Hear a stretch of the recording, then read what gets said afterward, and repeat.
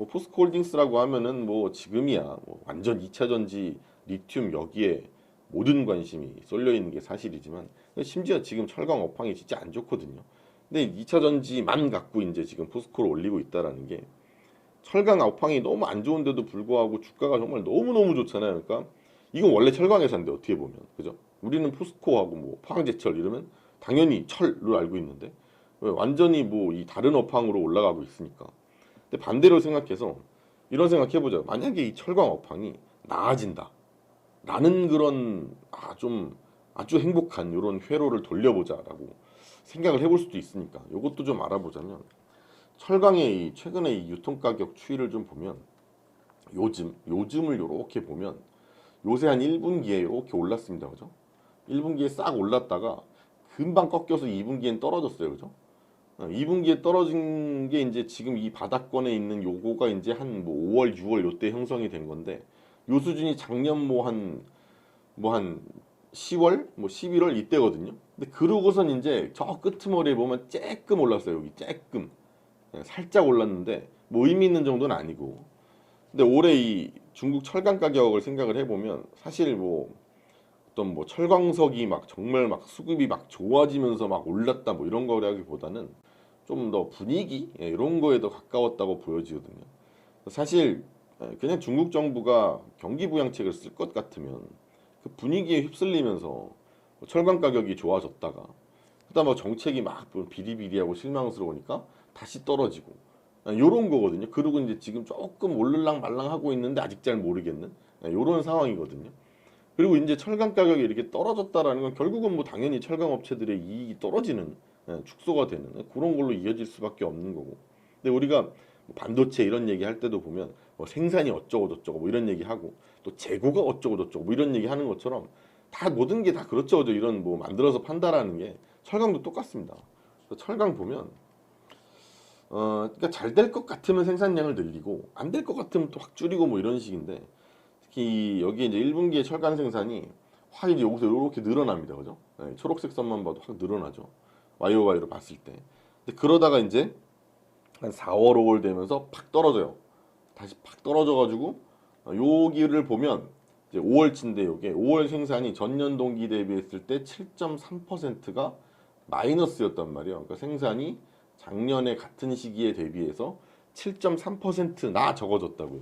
그러니까 완전 갑자기 급감으로 전환이 된 건데 이 중국의 부동산 개발이라는 게 요새 부진하죠. 굉장히 부진하고 그러니까 뭐 중국에서도 문제가 되고 GDP도 안 나오고 막 이런 건데 부동산 개발이 부진하니까 철강사들이 이제 가동률을 낮추는 거고 가동률을 낮추면 뭐 그렇지 않아도 뭐 수익성이 그렇지 않아도 안 좋은 상태인데 가동률까지 떨어지면 공장이 노니까 수익성은 더 떨어지겠죠, 그죠?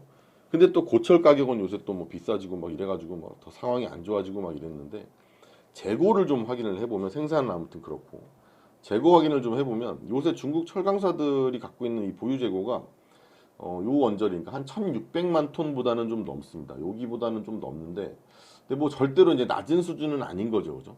근데 그나마 조금 이제 그래도 최근에 이 철강의 재고가 좀 떨어진 걸 보니까 이거 어디서 쓰였냐?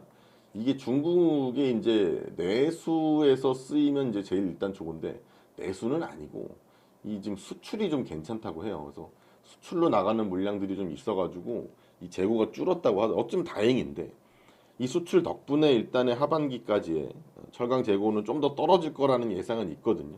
그래서 이제 그나마 재고가 좀 떨어지면서 요새 이제 재고가 떨어지니까 철강의 원료가 되는 철광석의 수입 가격은 살짝 오르긴 했어요.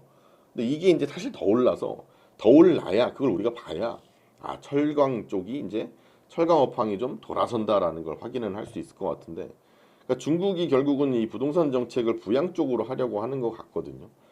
중국이 2분기 GDP가 예상보다 안 좋게 나왔단 말이에요. 안 좋게 나오니까 정부 쪽에서도 뭘 하려고 한다고는 하는데 뭘 하라고 한다고 했다가 뭐 예상보다 좀 실망스럽게 정책이 좀 화끈하지를 못해가지고 철강업황에는 안 좋은 그러니까 야 괜찮은가 보다 하고 올랐다가 에이 뭐야 이러고 떨어진 요런 이제 영향을 줬었는데 그러니까 자꾸 뭐 한다 그랬다가 뭐 딱히 뭐 대단한 거 안 나오고 뭐 이러니까 근데 모든 나라가 그래요. 사실 다 뭐 이 부동산의 뭐 거래라든지 착공이라든지 이런 게 우리나라도 그렇잖아요. 그죠?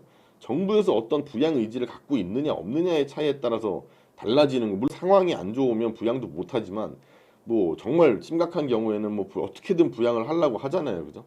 근데 중국은 특히 중국은 공산당이잖아요. 그죠? 그러니까 특히 더 심하게 영향을 받거든요. 이 정책에 대해서. 근데 중국 보면 요새 뭐 신규 착공, 뭐 부동산 거래량 뭐 이런 거 보면 다 엉망입니다. 그죠? 완전 밑에 깔려 있잖아요. 그냥만 딱 봐도. 그죠? 근데 요거를 이제 살리기 위해서라도 중국이 지금 부동산 관련된 완화 정책이나 이런 것들이 좀 나와줘야 되고, 중국 정부가 뭘 하려는 것 같긴 한데, 보통 철강 가격이 어떠냐면 갑자기 사람들이 갑자기 뭐 아우 이제 뭘 지어야겠다 뭐 이런 게 아니거든요. 그죠? 그러니까 부동산이 살아날 것 같으니까 뭐 사람들이 야 부동산 살아날 것 같은데 사자 요런 움직임이 나온다든지, 아니면 뭐 이런 시장의 반응이 있으면 그때 이제 뭐 야 집을 져야겠다 이런 생각도 하고, 그럼 집을 져야겠다는 생각하니까 철강도 막 사고 뭐 이런단 말이에요. 그러니까 결국은 이런 부동산 지표들이 신규 착공이 좋아진다, 거래량이 많아진다 뭐 이런 식이 되면 여기에 붙어서 나오는 게 철강이 많이 쓰이는 거고, 이때 철강 가격이 오르는 거거든요. 그러니까 결국은 이 부동산 지표에 좀 뒤따라서 후행해서 철강 가격이 올라간단 말이에요. 그래서 지금은 엉망이지만 저 지표가 지금 중국 정부에서 어떤 부양책이 나오면서 확 꺾여 올라오면서 철강 가격이 따라 올라올 뭐 이런 거 있잖아요. 그래서 뭐 그런 걸 좀 기대를 해야 되는 거고, 일부에서는 중국의 뭐 탄소 배출 줄인다 이래가지고 뭐 철강 생산을 줄인다라는 말도 있는데, 이 정책은 나온 지가 좀 됐습니다. 2, 3년 됐거든요. 그래서 이 얘기를 갖고서 뭐 철강 생산을 줄인다라는 건 좀 아닌 것 같아요. 왜냐면 지금 중국 경기 보면 아주 뭐 죽겠는데 탄소가 문제입니까 지금? 일단 뭐 죽어가는 거 살려놓으려고 볼 것 같아서. 그리고 6월 들어서 중국이 지금 이제 중기 유동성 지원 창구 금리 그리고 대출 우대 금리 요거를 10bp씩 인하를 했자 0.1% 포인트씩 인하를 했단 말이에요. 근데 이것도 좀 너무 찔끔한 게 아닌가 싶긴 했지만 내리긴 어쨌든 내렸으니까. 근데 그렇게 내리고 나서 중국 환율 보면 이 미국 이 달러 위안 요건데 중국의 위안화가 요새 굉장히 약합니다. 그죠? 우리나라 이제 원 달러도 이렇게 올라가면 약해지는 거잖아요. 약해지고 있어요. 근데 요새 달러 약세잖아요. 그죠? 그러니까 달러가 약세인데 이 위안화는 더 떨어진 거죠. 그죠? 그러니까 이제 이렇게 된 거지. 그러니까 위안화 환율이 오르는 건 달러의 약세보다 더 약하다는 소리고. 근데 지금 미국 연준이 7월에 금리를 한 번 더 올리겠죠. 그죠? 올릴 텐데. 지금 여기서 중국이 금리를 더 세게 내렸다가는 아무래도 외국인 자금이 중국에서 다 나갈 거고, 그럼 위안화는 더 약해질 거고, 그러니까 중국 입장에서는 금리를 내리고 싶어도 더 못 내렸던 것 같아요. 근데 이제 미국이 아마 이번 금리 인상을 7월에 하면은 얼추 마무리되지 않을까 뭐 기대를 좀 하고 있고, 마무리돼서 동결 뭐 이런 쪽으로 이제 스탠스가 되면 그럼 중국의 이제 부양은 조금 더 그래도 룸이 생기겠죠, 그죠? 아무래도 미국이 금리를 올리는데 중국은 내려. 그러면 이 차이가 확 이렇게 되면서 아 어떡하지 이렇게 될 텐데, 미국은 그래도 멈추고 그럼 그때 이제 중국이 좀 부양을 확대할 수 있는 이런 룸이 생기지 않나 이런 생각이고, 그럼 그때 가서 이제 아마 철강 가격이 반등을 보일 수 있지 않을까라는 생각을 합니다. 그래서 중국의 이 철강 가격이 떨어진 거는 중국 경기가 나빠지고 뭐 그 상황에서 만족스럽지 않은 부양책들이 나왔기 때문인데, 이제 부양책에 대해서는 뭐 먼 게 아니에요. 사실 제가 말을 이렇게 하니까 뭐씨 언제란 얘기하는데 얼마 안 남은 얘기입니다. 사실 뭐 7월에 이제 FMC 끝나고, 그리고 이제 만약에 거기서 뭐 어느 정도 동결 앞으로는 좀 일단 또 두고 보자라는 식의 스탠스가 나와 준다면 중국도 좀 편안하게 부양을 할 수 있을 거고, 그 부양이 결국은 부동산 지표를 끌어올리면서 철강 가격을 끌어올린다. 결국은 요 한마디인데 이걸 이제 주저리 얘기한 거고. 근데 이거를 어쨌든 이런 얘기들이 하나둘 나오고 있으니까 이 반응을 좀 기대해봐도 좋지 않을까 싶어요. 그래서 포스코의 이익 추이를 보면 포스코가 물론 리튬 하지만 철강이 맞춰주는 게 엄청 중요하거든요. 그래서 포스코만 떼어놓고 보면 지난 이제 3분기부터 요때죠. 요때 영업이익 요때 보면 되게 안 좋죠. 그죠? 그래도 분기당 1조 얼마 뭐 이렇게 하던 게 뭐 3, 4천억 이렇게 떨어졌단 말이에요. 그리고 4분기에는 아예 뭐 적자로 한 6천억 찍었고 마이너스 6천억 정도를 찍었고, 그게 이제 올해 1분기에 뭐 2,500억 이제 흑자로 돌아서긴 했지만 그래도 너무 적죠. 이런 것들에 비하면서 올해 2분기는 이럴 거다 뭐 이런 식이에요. 근데 이게 작년 한 3분기부터 올해 한 2분기까지는 솔직히 좀 많이 안 좋단 말이죠. 영업이익이 많이 별로기 때문에 여기를 이 철강에 대해서 기대를 지금 뭐 한다라는 게 아니고 역시나 미래의 가치를 땡겨 오자라는 것처럼 3분기, 4분기 이제 하반기로 갈수록 뭐 1조가 넘어가고 1조 1,000억, 2,000억 뭐 이런 식으로 기록을 하면서 개선이 될 걸로 전망을 하고 있으니까 이 업황이 나아지는 것도 사실은 지금 제가 얘기를 드린 게 조곤조곤 말씀을 드려서 그렇지 오래 남은 게 어떻게 보면 아니거든요.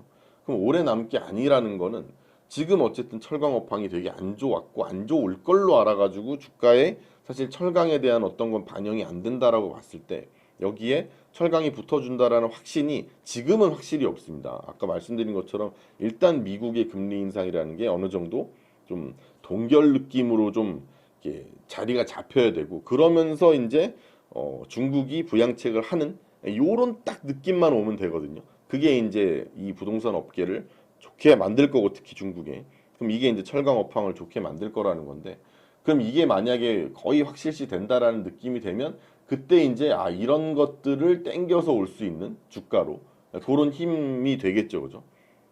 그럴 거라고 봅니다.